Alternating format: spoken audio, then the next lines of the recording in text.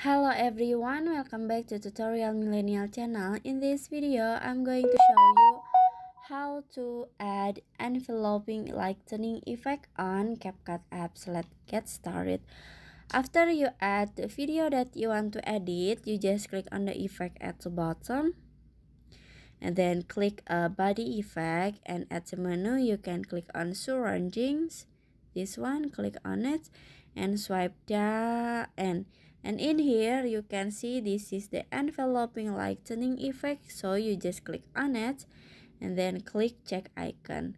Now set the effect until the end of the video, and after this you can adjust the effect, so you just click on the adjust at the bottom.